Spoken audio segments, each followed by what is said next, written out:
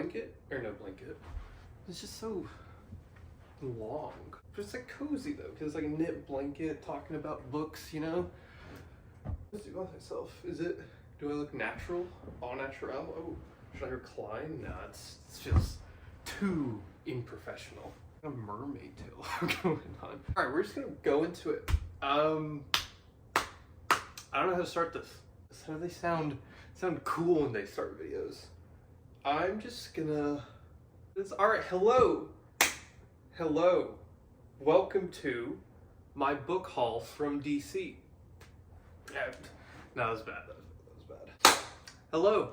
Welcome to my book haul from DC. We're just gonna jump straight into it. So the first thing I got was... Okay, so technically, I didn't get this in DC. I ordered it while I was in DC, but I just ordered it off Amazon because it was cheaper. So I was in a bookstore. I think it was Hooray for Books. Really cute place. And then I noticed they had a display stand with the Inheritance Cycle in it. And I was like, oh wow, this is, you know, nostalgic. Like basically, this is my version of the selection for you, right? So I was looking through and I was like, oh, this is nice. And then I noticed that, I don't know if you can see this.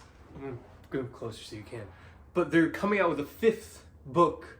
I don't know if it's the series or like, sort of like a side series basically, but it's called Murtagh.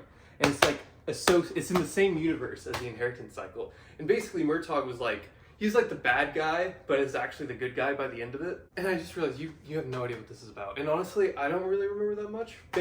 Like to give you a very rough summary of it, it's a universe where there's elves, dwarves, and humans. And humans are like the weakest rank of them. And they live like kind of together in harmony, kind of not. And it's like you have dragons, obviously. The most powerful people are the people who can like tame and like ride the dragons. And these dragons, like, they're sentient, they're intelligent, they can like communicate, all that stuff. That's the thing. And I feel like, hold on, the golden dragon, Brisingar, he's important to the story, but I want to say he's the bad guy. Aragorn's the main character of like the series, like the human main character. Unless it's the dragon. Okay, I really forgot a lot of the details. Anyway, the whole reason I bought this set was because I want to read them all before I read Murtagh. And Murtagh comes out like November of this year. So yeah, this was first... I'm slacking this so much and I don't know why, but... Anyway, look, it's a cool little set. It has like the picture thing. I thought it looked cool, so I bought that. Moving on, these next few books are the ones I got at Barnes & Noble. So this is a bit interesting. I really hope you can see this. The Confidence of Wildflowers. Now, the reason I got this book, there's actually 2 parts. One, the cover intrigued me. It's a very smooth, like nice, soft cover. It's got good flop. It doesn't have the best flop off the get, but I think it's because the spine is so stiff, so once you read it, I think the flop will really show itself. From what I can gather from reading the blurb and reading like the Goodreads stuff, is basically there is a girl, she is the nanny. Wait, what's her name? Hold on. Salem. So Salem is the main girl character's name. She is the nanny for this guy's son next door to her. And it's a classic like nanny father romance type thing. But what really drew me into it was the trigger warning. So I'm just gonna read the trigger warning straight out. Here we go, trigger warning, right? This book is intended for readers 18 plus and deals with mature themes. There are mentions of childhood sexual abuse, cancer, and death. And if that alone is enough for me to buy a book. I told you that I went to the Barnes & Nobles up there. It was pretty similar to the one we have here, but the biggest difference was, hold on, I gotta make sure you see this. There are signed copies. Look at that, author signature. This is by Michaela Smeltzer, I think. But yeah, there's a signed copy. And this one, look, it even comes with a sticker. That's Salem and that's Thayer, the main characters. And so after I saw this, I was like, yeah, this is coming home with me.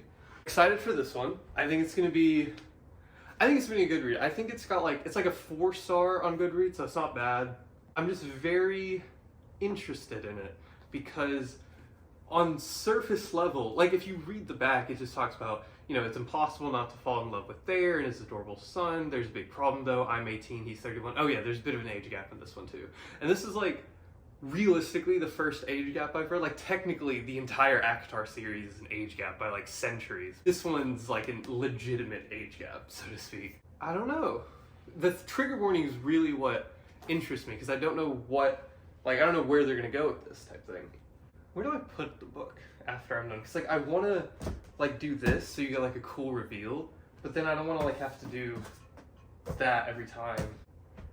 Yeah? Cool. I'm totally a professional at this. Okay, gotta fix the mermaid tail. Hopefully the composition still looks the same, because I made a cut just to make a sound video check with the last part, and I'm restarting it, and I'm shifting the camera a little bit, but hopefully it doesn't look too bad. Back to where we were. The next book I got is a bit of an interesting one. You'll see when I start describing it. It's called This Is How You Lose the Time War by Amal El-Mohtar and Max Gladstone.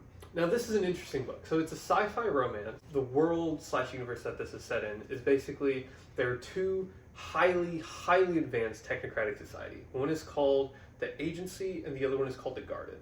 And the book follows around two agents from each society. The Agency's main agent is red, and the Garden's main agent is blue. And red, blue, they're not actually birds, this is more just symbolic representation. The Agency and the Garden are fighting a war, but they also know how time travel works. War has kind of devolved into a time war, where now the strategy isn't just to beat the other side, it's to go back in time to change events that make it to where the opponent never existed or significantly weakens the opponent. For example, the Agency will send red to some time back in the time stream. That's a critical event for the Garden in their history. It'll be to where the red would be sent to that event to change a certain thing, and because that certain thing was changed, it starts a domino effect, which severely weakens the position that the Garden is in during the time of the Time War, and because of that, the Agency will be able to win. Because the Garden knows this, they'll send their own agent, Blue, to change something else that kind of either corrects that timeline and then hurts the Agency's timeline, so on and so forth. It's very akin to the Time War in Doctor Who. In fact, that's what drew me to this book in the first place. I just saw Time War, and I'm like, oh, that's funny. And it works pretty much the same way the Doctor Who Time War works, which I think is pretty cool. Side note, one of these days we're going to watch that. As I was reading this, first of all, so my plan was when I saw this book, I was like, okay, you know what, I'm just going to read this right now, because it's only, It's only 198 pages, and then the spacing of the book is, very big, right? So I'm like, okay, I can knock this book out in, 2 hours. No problem. But as I was reading it, I kept getting confused, and I think it's because I read it under the guise of just being a fantasy romance. I read it very, not superficial, I did pay attention because I knew, since there's going to be a lot of world building going on, I assumed there was going to be a lot of world building going on. I paid attention to each of the lines, but that was it. I didn't really, dig deeper into any of the lines, I just kind of took it for what it was. That's not what this book was intended, based on what I think it is. Because it is so short, there's really not any world building going on. You don't really get any sort of set, long-winded description of the state of the world, or even either of the characters. You get tidbits sprinkled if it becomes relevant based on the scene it's in, and then it's up to you as a reader to kind of put the piece together and then figure out why everything is important. It's a standard sci-fi trope, especially in the Doctor Who universe. The Doctor doesn't just sit down and spill his life story to the camera at any point.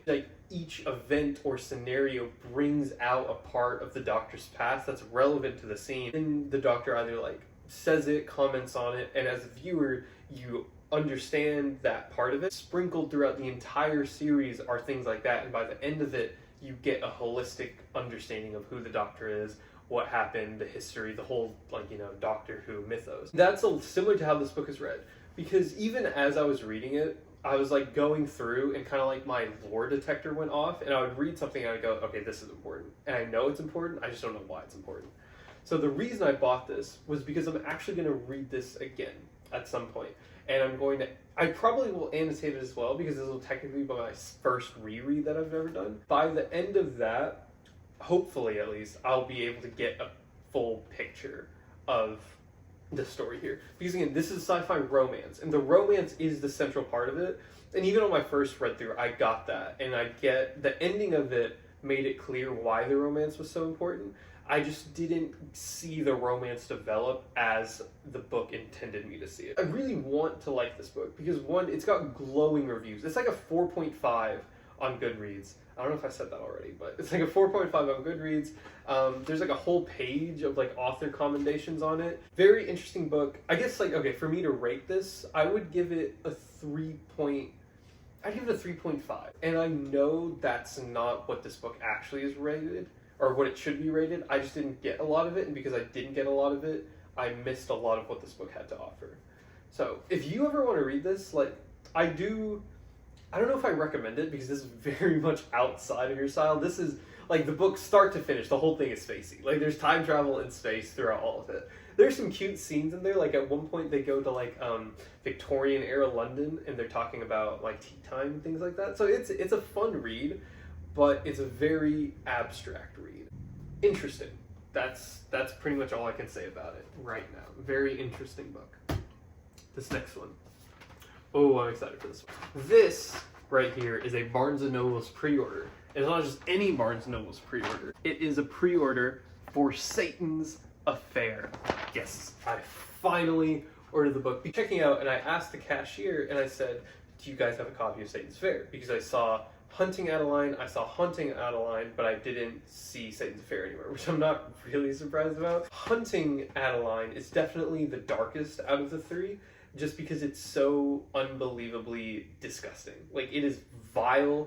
Every page you read makes you want to claw your eyes out and question the sanity of the human race and yourself. Satan's Affair is just outright gruesome. It is just violent and just it's like borderline horror at a lot of the scenes because of how like gruesome it is. So I think that's why they don't readily stock Satan's Affair, because it's not really the type of book that they want to display to the world inside their store. Hunting Adeline is more it's more psychological. So I think it's not like, if you were just to pick it up and glance through it, I guess depending on the page you land on, you'd be like, okay, this is dark romance, but it's not like, doesn't make me want to vomit type thing.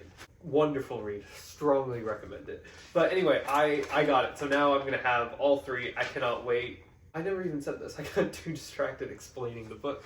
So the reason they don't stock Satan's Affair is because most Barnes & Nobles don't have it at all. I placed the order, Barnes & Noble's contacted the publisher, and they're like, hey, a customer wants a copy of this book. So the publisher is going to bind the book, and then they're going to send it to me directly. I got completely ripped off on shipping, by the way, but like, I mean, that's, what can you do, right? This next one, I think I told you that I got this when I called you while I was up there. It is If He Had Been With Me. And I adore this book. I think this book is phenomenally written. It is beautiful and tragic equally at the same time. I cried, like, literally for probably half this book. I had tears in my eyes as I was reading this. You know, I could go on about this book all day, but the main thing that made me fall in love with this book was the writing style. It's a stream of consciousness straight from the main character to the page to us as the reader. And it is just so wonderfully done in the sense that it's able to capture love as an emotion in every way that you can think of. How it makes you feel, how you want it to make you feel, how you wish it didn't make you feel, all those things. And I think the stylistic choice of writing it as similar, it's not directly stream of consciousness, but it's very, very much similar to a stream of consciousness type of vibe.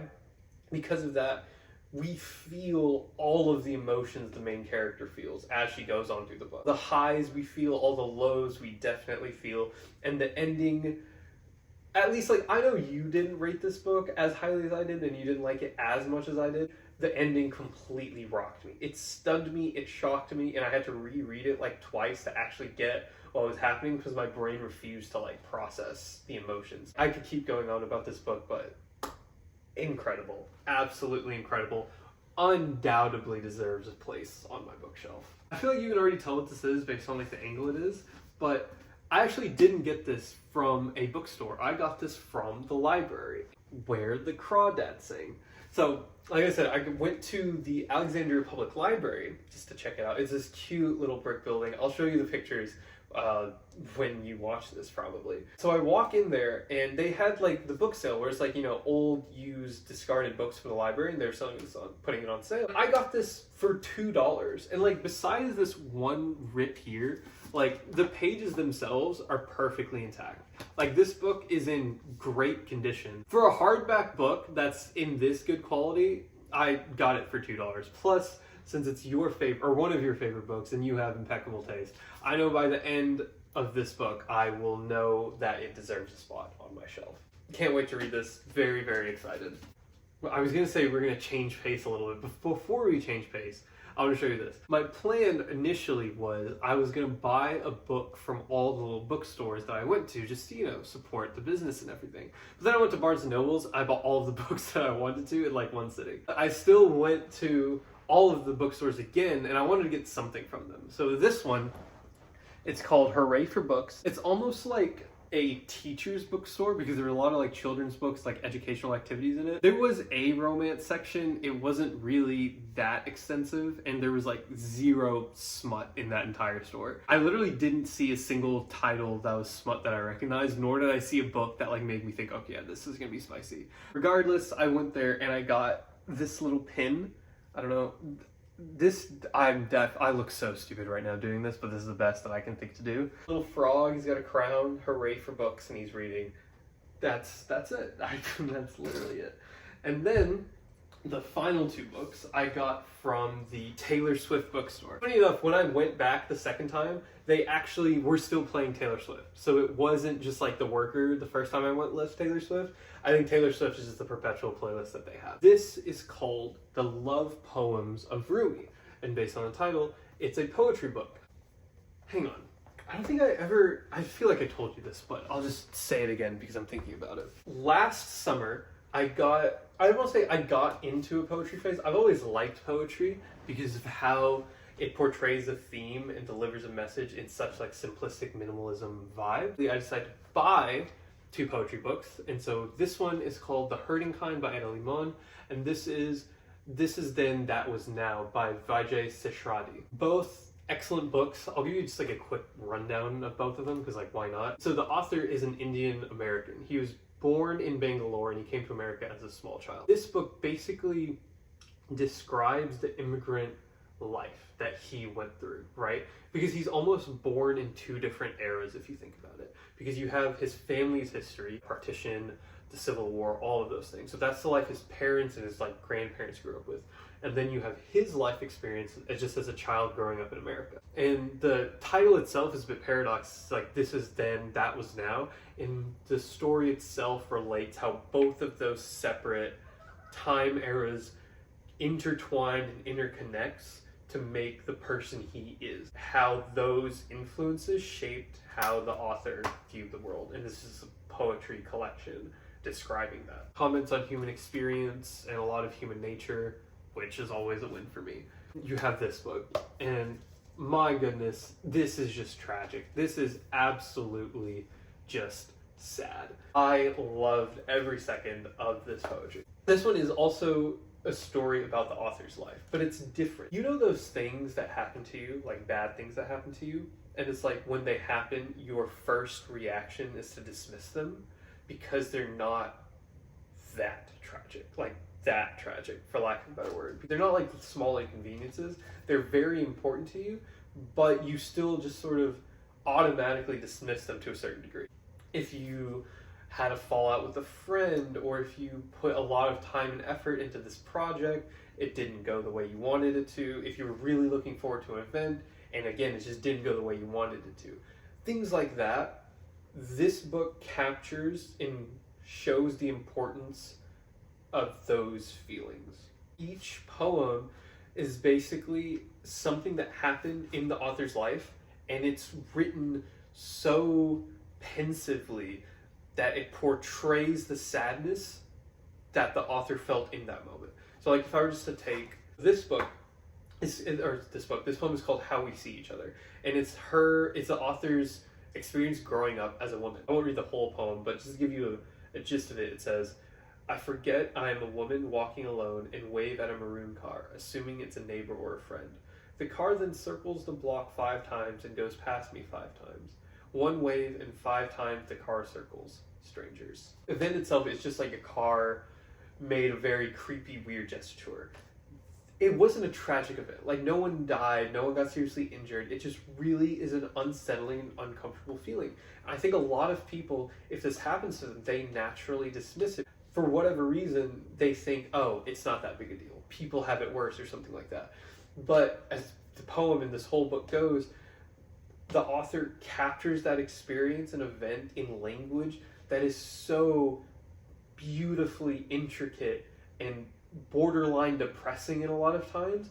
It almost forces you to feel the emotions the author felt, and it explains that it is okay to feel bad when bad things happen to you, even if you think that you shouldn't. Your feelings are valid regardless of what sort of automatic society instilled response you have towards them. So this poem book, wonderful, beautifully written. Highly recommend this one if you want to read it. So then I got this, Love Poems by Rumi.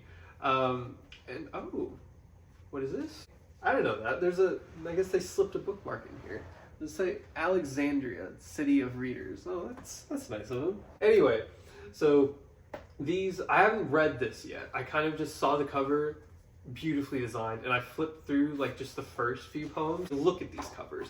They are so beautifully designed. Like, they pay perfect homage to Indian architecture, design, and geometry. Excited to get into this, get back into poetry. And then, before we get to the last book, this isn't a book at all, but do you remember that Italian restaurant that I told you about that I went to? When they give you the check, they don't give you that black little book. They attach the receipt to a postcard. It's like it looks like someone like drew this on a napkin with sort of like the uneven lines and sort of the coloring and everything. But I don't know, I just thought this was adorable, and I'm not going to pretend I'm some sort of art critic. I just thought it looked cool, and I kept it with me. That's that.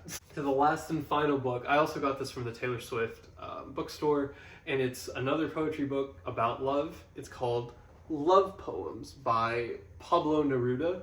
Hopefully I didn't butcher that entirely. I actually haven't read any of these poems. I didn't even scan it. I saw this book and it reminded me of you, and that's the only reason I got this, literally. Like, I saw it, thought of you, and I bought it. Look how tiny this is. Look how compact. The gold foiling, I hope like the light kind of catches on this. What's really interesting about this book is that it has poems written in English, right? And then it'll have the same poem written in Spanish. So I think that was just kind of cool, and that's why it reminded me of you. Yeah, that's the haul. Thank you for watching, I guess, even though I'm going to force you to watch this and you don't have a choice in the matter, but I don't know how to end this video. Like, I feel like I didn't know how to start the video, and now I don't know how to end the video. So, like, I'm just, recap, right? That's what people do in these books. They do some sort of recap. I hope that was cool. You know, it's like videos when they do like a water break or like some sort of awkward cut, it like looks cool and is funny. I hope I made that look cool and funny, even though I don't think I did. This was just pure nostalgia. I grew up on these books. I love them. And I'm going to reread them before the 5th one comes out. Cannot wait. They deserve a spot on the shelf. That's why I got this, like, you know, fancy little box set. And then this book and this book I bought because of you. And then this book is just beautifully illustrated. Had to get it. This book goes without saying. I'm going to keep going on if I don't stop myself. Then Satan's Affair. I've waited so long to have all three, and now I finally have all three. I cannot wait. This book just intrigued me. Interested for the reread, looking forward to it. Hopefully I get a better understanding of what this book was trying to be when I do. And then this book, I think it's gonna be a good TBR read. I'm excited for that. It's very an unassuming book, but then the content, trigger warnings, really piqued my interest, like, a lot. And that's it. That's the entire book haul. Recap done and dusted.